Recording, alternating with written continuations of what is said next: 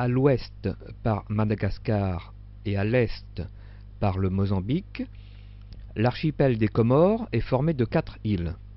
Saïd Mohamed Cheikh, né en 1904 à Mitsamiouli, est l'homme politique le plus connu des Comores.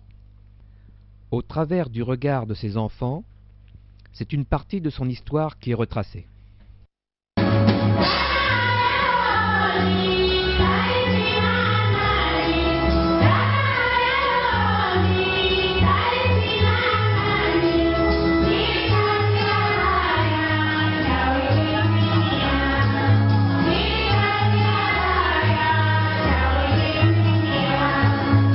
C'était en 1930,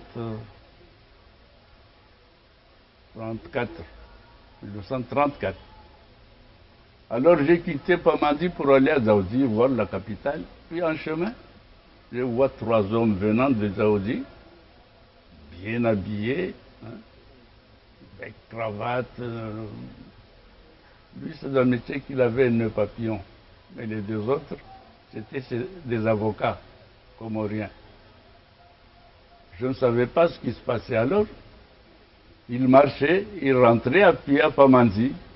Et tout en marchant, il riait, et puis il sautillait même. Je regardais, j'ai dit, ah, qu'est-ce que c'est que ça? Il parlait grand comorien. Je dis, qui sont ces gens? Je me demandais moi-même. Alors je me suis retiré en bordure de la route. Ils sont passés devant moi, je regarde les gens. Qui sont ces gens-là? Alors après eux, il y avait un Maoré qui habitait Pamandi. Je l'arrête, je dis, mais qui sont ces messieurs? Il a dit, ah, tu ne connais pas, c'est Mohamed Cheikh, c'est lui qui est au milieu là. Ah, j'ai dit, j'ai entendu le nom, mais je ne le connais, mais c'est lui. Ah bon? Et qu'est-ce qu'il y a? Pourquoi ils sautillent comme ça? Ah, ils viennent du tribunal. Parce qu'ils ont créé une histoire qui n'est pas vraie. Ils sont entendus avec des gens. Ils ont allé là-bas voler des planches de la société de Bambao. Et ils ont transporté ces planches chez Seydou Cheikh la nuit. Et le matin, on a trouvé les planches chez lui. On a voulu quand même lui faire du tort, quoi. Ses ennemis, ces gens qui sont jaloux, là, de voir un type de Mitsamiouli, premier médecin des Comores. C'est là où ont commencé les histoires. Nous avons retrouvé William Rabébananjara, un malgache, un compagnon de route des premières heures en France et qui nous retrace l'ambiance de cette époque. Que nous conserverons longtemps dans nos mémoires le souvenir ému de cette personnalité exceptionnelle. L'essentiel du combat, c'est pas Jacques, c'est machin, c'est moi. Hein, à la base. Hein, c'est ça qu'on oublie. La première rencontre, c'était un jour de novembre, mais je ne me rappelle plus quel jour de novembre, hein, n'est-ce pas, au Bourget.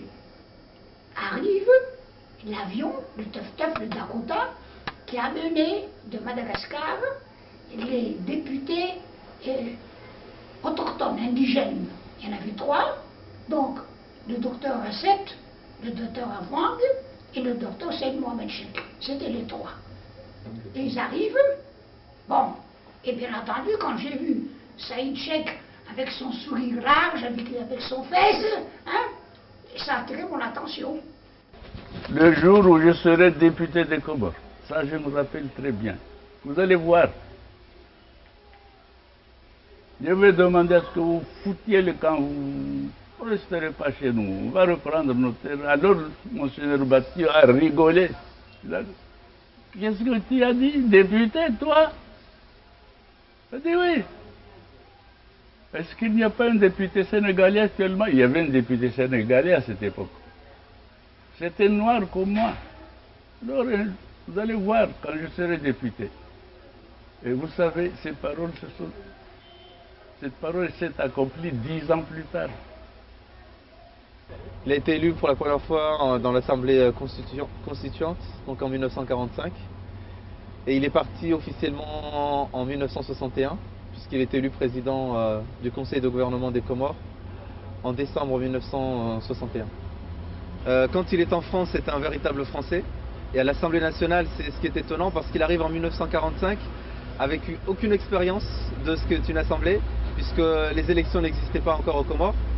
Et il est déjà à l'aise. Dès le premier discours, il marque. Et c'est un discours qu'il ne reproduira pas par la suite, parce qu'il évolue au niveau politique. Mais dès le début, il a un discours très très fort contre les monopoles. Je prenais une petite rue, hein, et puis ensuite j'allais la rue Bobillot, 45 rue Bobillot, où Saïd Mohamed Cheikh était hébergé par la famille Mzassiri, Mondoua Mzassiri, qui était un Comorien de la guerre 14-18, qui était resté ici, qui s'est marié avec une Française. Alors, par la suite, il va tenir un restaurant place Clichy, et par la suite, il va tenir un restaurant là où vous connaissez, rue Saint-Jacques. Ça, c'est un restaurant des Comores. C'était ça. Hein? On s'installait, on mangeait en bas, au rez-de-chaussée, puis ensuite on montait au premier étage. Ça, c'était devenu, si vous voulez, le consulat de Comores. Il y avait vous, il y avait Saïd Mohamed Cheikh. Oui, puis il y avait les Comoriens. Tous les Comoriens venaient là. Et les Malgaches, les Français qui voulaient faire quelque chose à Madagascar, aux Comores, venaient là, tous. Il était grand, d'ailleurs, plus grand que moi. Moi, il y a mon chapeau là, il est toujours le machin comme ça.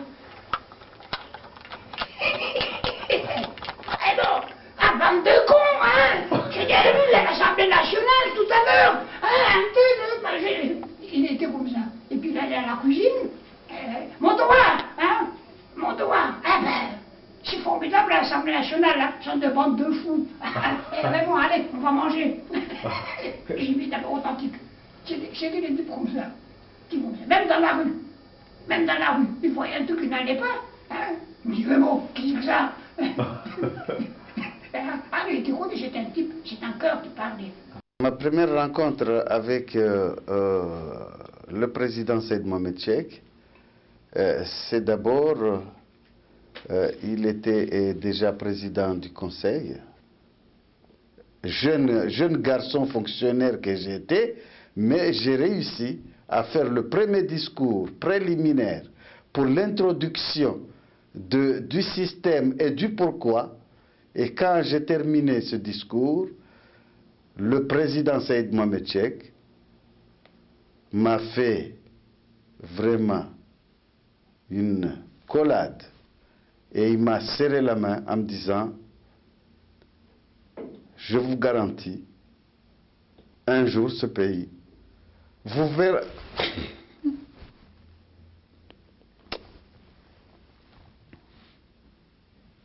Vous verrez venir apporter ce qui peut leur manquer.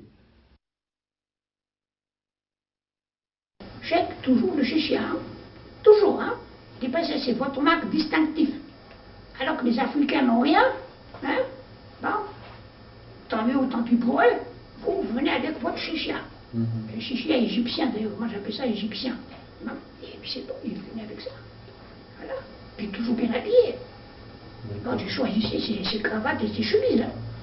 Oui, non, je vous dis, on avait des relations de fraternité. Quand je raconte ça, je me dis, c'est pas vrai, tout ça, il raconte des blagues, Raymond là, raconte des blagues. Mais on était ensemble, je vous dis.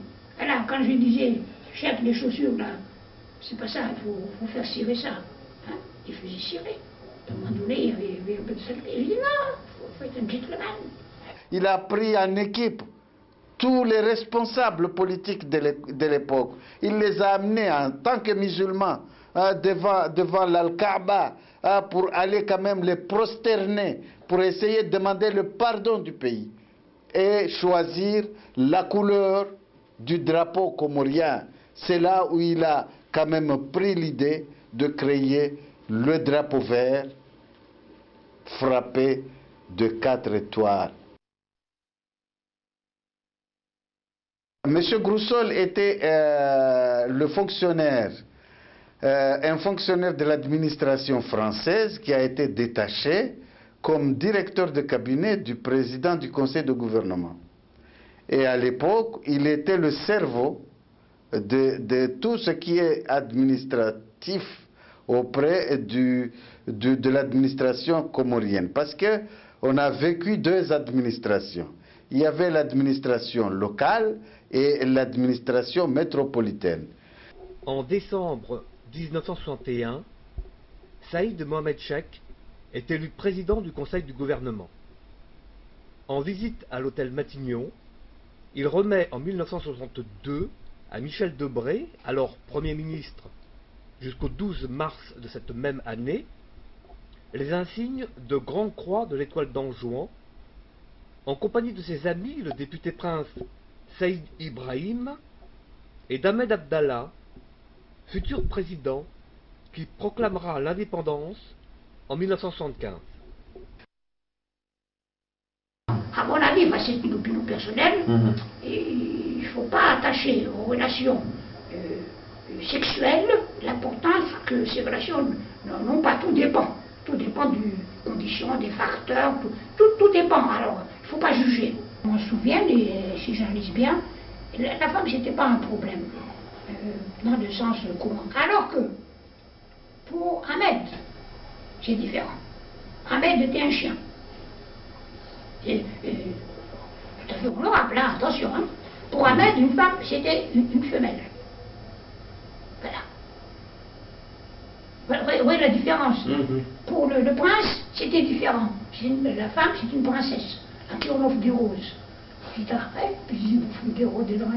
Et Saïd Sen, c'est différent. C'est pas le chien, c'est pas la rose également, mais c'était cet élan, moi j'appelle ça naturel, de l'arabe du musulman, et qui ne repousse pas la femme s'il trouve qu'il y a quelque chose, n'est-ce pas, qui lui plaît. Moi j'ai connu le père Faketi. Le père Faketi avec ses lunettes. Hein. Il était là, bon photographe. D'ailleurs, il m'avait pris une fois en machin. Bien des cas dedans. Et puis, si je peux me permettre, avec tout le respect, la fille Faketi, donc la fille du père, quoi. Hein. Et elle était là, mignonne comme tout, toujours des sourires. Hein. Et quand on bavardait, on racontait des blagues tous les deux, souvent, hein. Donc on était là, quoi, hein, etc. Et donc c'est là que ça a commencé, les relations avec Saïd Cheikh, parce qu'un jour, il vient avec moi. Il vient avec moi, alors il regarde, et dit, c'était pas un sujet tabou, mais on n'en parlait pas. Non, parce qu'on était absorbés, si vous voulez, par la politique. Mon grand-père, c'est Sultan Sedomar. Il est sur la photo. Oui, il est sur sa photo, voilà la photo. Son caractère, il était un peu, puisqu'il était président, tout le monde l'a emmerdé, et puis il criait beaucoup, hein? Il criait beaucoup, il ne voulait pas que personne fasse de bêtises. Alors tous les Comoriens, le peur, hein? Peur à lui, tout le monde. Et là, j'ai mes enfants. Ce que j'ai fait, c'est mes enfants. Voilà, mes enfants, ils me gâtent. Maintenant, Souni, il me gâte vraiment. C'est une perle, je ne sais pas comment dirais-je. Oui, il m'aime beaucoup, il me respecte beaucoup. Oui.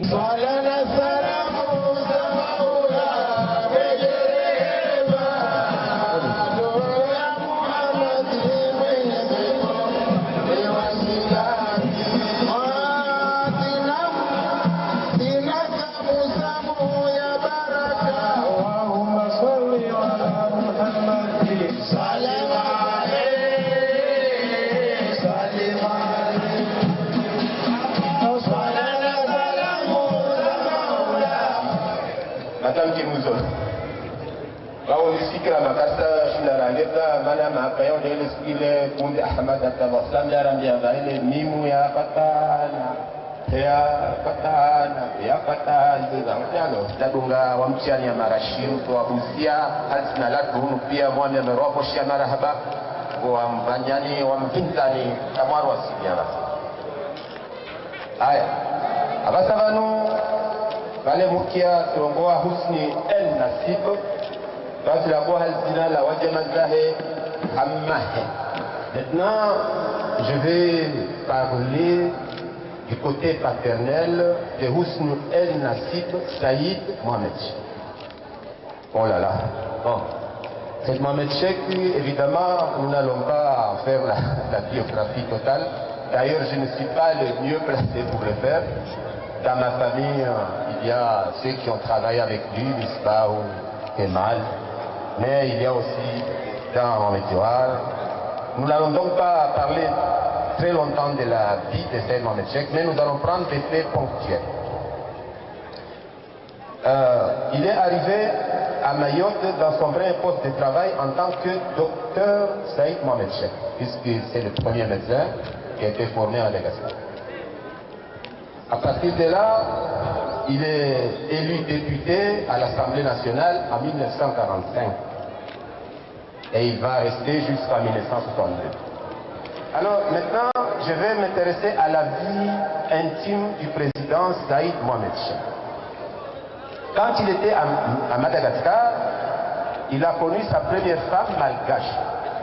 Et là, il a eu son premier enfant, une fille, qui s'appelle Kalasso. Bon. Après, il part en France en 1945, et là, il rencontre une femme d'origine italienne, donc française, mais d'origine italienne. Et il a vécu avec elle, et il a eu 2 enfants, un garçon et une fille. Bien. Ce n'est que par la suite qu'il a connu une deuxième française avec qui elle a eu un enfant qui s'appelle Mahmoud. Bien. Et vous savez qu'après, Mohamed Cheikh nous a honorés dans cette ville de Moussamoudou, puisqu'il a choisi une de nos filles, Benjamsia Prince Mosimkia, avec qui il a eu donc le Banarus d'aujourd'hui, Ousni El Nassib et Dalil. Mais aujourd'hui, messieurs les invités, j'ai l'honneur de vous présenter le fils que Saïd Mohamed Cheikh avait eu donc avec cette belle italienne et que moi-même je l'ai découvert il y a 3 ans. Monsieur Luc Saïd Mohamed Cheikh. Il est pour la première fois, vous pouvez l'applaudir. Voilà, pour la première fois, il est venu visiter les terres de ses ancêtres. Et donc, voilà, c'est le premier enfant de Saïd Mohamed Cheikh. Avec nous. Monsieur Luc, donc vous êtes chez vous. Vous êtes les bienvenus dans votre pays. Je pense que vous pouvez maintenant dire quelques mots de remerciement. Monsieur le Président Matsami des Comores, honorable assistant, j'ai fait aujourd'hui un voyage dans l'espace et dans le temps pour venir, après plus de 50 ans, sur la terre de notre père, Saïd Mohamed Cheikh, et la terre de nos ancêtres, pour le mariage de Ousni El Nassib, dit Nounou.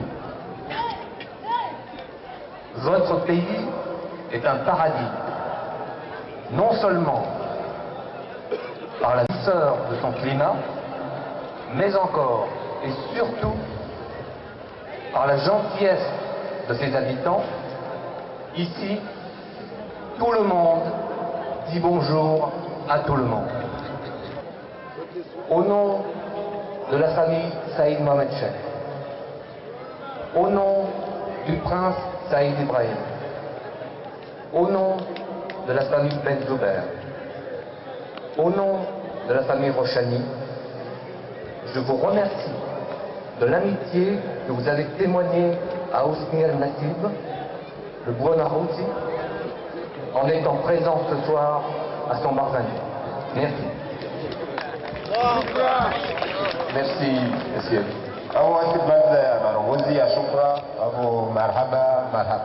Salam alaikum wa rahmatullahi wa barakatuh. Si on n'a pas applaudi très fort, c'est qu'il n'est pas permis dans une manifestation religieuse comme celle-ci d'applaudir. On dit Allah Akbar. Dieu est grand.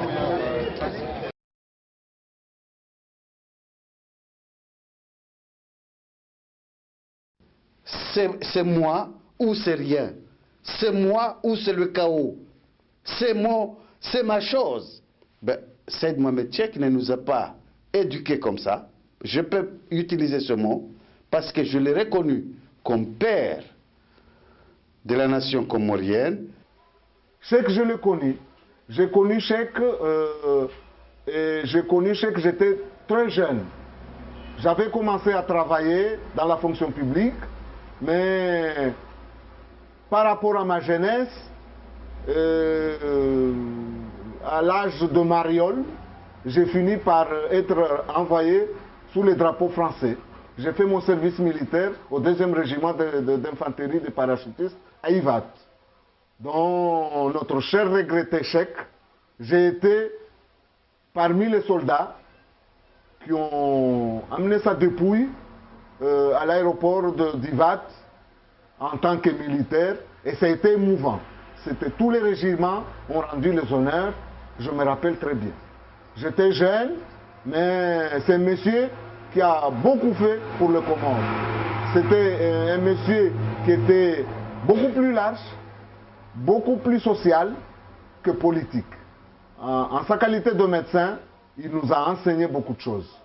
Je persiste pour dire que la disparition du docteur Saïd Mohamed Cheikh, c'était vraiment une perte historique et monumentale de notre pays.